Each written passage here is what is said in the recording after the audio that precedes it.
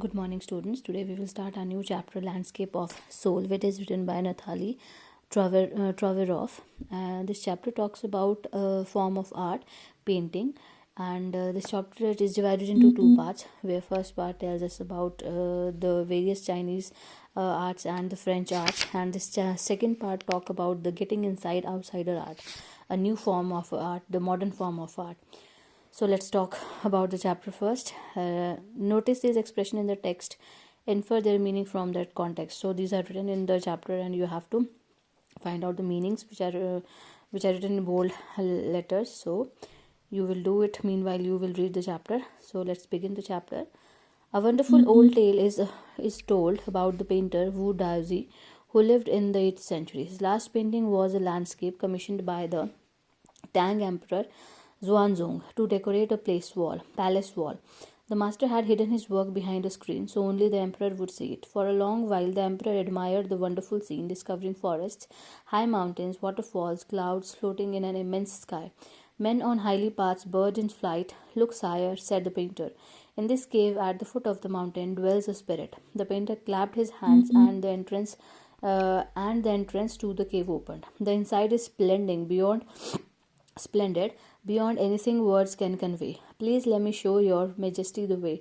The painter entered the cave, but the entrance closed behind him, and before the astonished emperor could move or utter a word, the painting had vanished from the wall.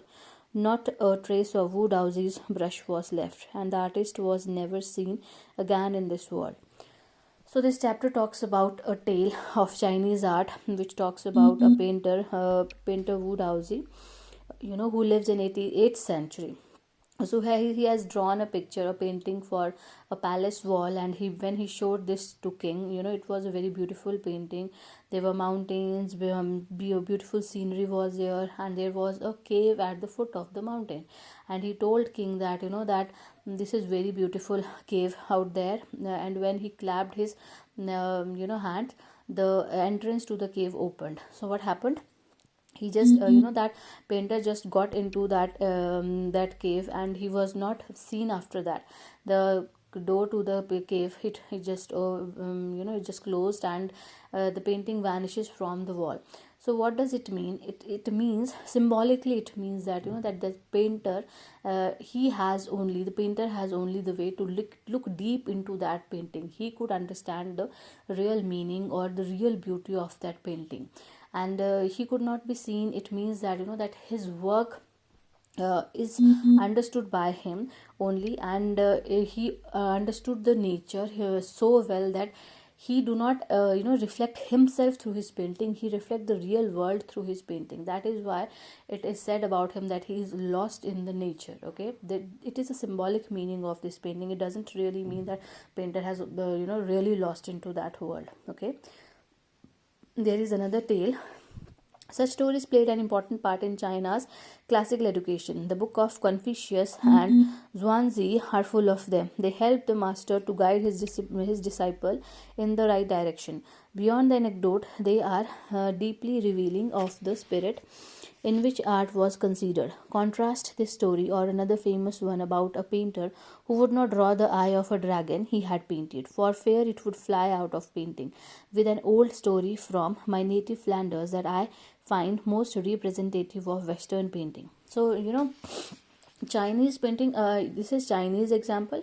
Here there is one more example. Okay, so our author is saying that kind of stories plays very important role in China's classic education of arts. The book of Confucius and Zhuangzi, they are full of them. These masters used to to guide their disciples through these anecdotes, through these stories. And these anecdotes, they reveal the true spirit of these arts. Okay, and there is a contrast to the story. Another famous painter who would not draw the eye to his painting. He has drawn a dragon, and he was afraid to paint his eye. Why? Because he believed that that if you draw the eye of the dragon, he would fly out of his painting, because he has drawn it so real, so realistic, that he was afraid that he would fly from his painting. He would become real and he would fly from his painting. So he was afraid of making that eye of a dragon. Then another is, In 15th century Antwerp, a master blacksmith called Quentin Metzys fell in love with a painter's daughter. The father would not accept a son-in-law in such a profession, so Quentin sneaked into the painter's studio and painted a fly on his latest panel with such a delicate realism that the master tried to swat it away before he realized what had happened.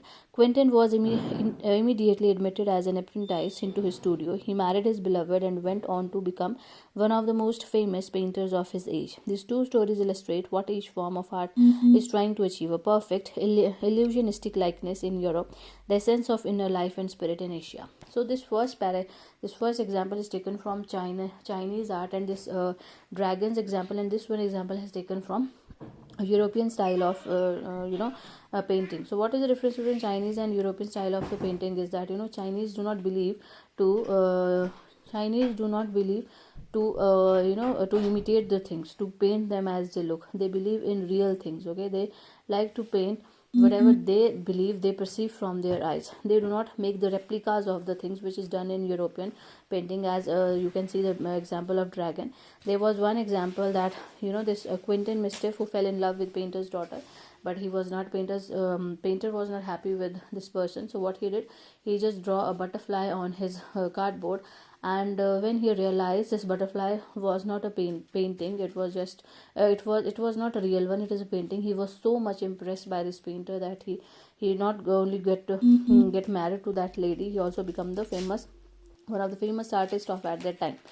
So what is European art of form? It is illusionistic likeness. Illusionistic means you get illusions that this thing is this thing is very real. You cannot figure out between the real and between the replica. So that is called the European kind of painting. So now next, in the Chinese story, the emperor commissioned a painting and appreciates its outer appearance, but the artist reveals to him the true meaning of his work. The emperor may rule over the territory he has conquered, but only the artist knows the way within. Let me show you the way. The Tao, a word that means both the path or the method and the mysterious works of the universe. The painting is gone, but the artist has reached his goal beyond any material appearance. Yes, that is what I have told you already, that that the real hidden meaning, that deep meaning of the painting is only understood by a painter. If he is a painter kind of a painter of a Chinese kind of a painting, okay, who does not believe in illusionistic likeness, who used to paint such a beautiful things with his own soul. So that painting has gone from that palace, but that depth is reached by only by the painter. It was not the king was not able to see it. King can rule the kingdom, king can do anything, but to perceive to perceive or to appreciate a beauty, you must need an eye of an artist, and everybody cannot afford that eye of an artist. Okay. So now, a classical Chinese landscape is not meant to reproduce an actual view, as would a Western figurative painting, whereas the European painter wants you to borrow his eyes and look at a particular landscape exactly as he saw it, from a specific angle. The Chinese painter does not choose a single viewpoint. His landscape is not a real one, and you can enter it from any point, then travel in it. The artist creates a path for your eyes to travel up and down, then back again, in a leisurely movement. This is even more true in the case of a horizontal scroll, in which the action of slowly opening one section of the painting, then rolling it up to move on to the other, adds a dimension of time which is unknown to any other form of painting. It also requires the active participation of the viewer, who decides at what pace he will travel through the painting, a participation which is physical as well as mental. The Chinese painter does not want you to borrow his eyes, he wants you to enter his mind.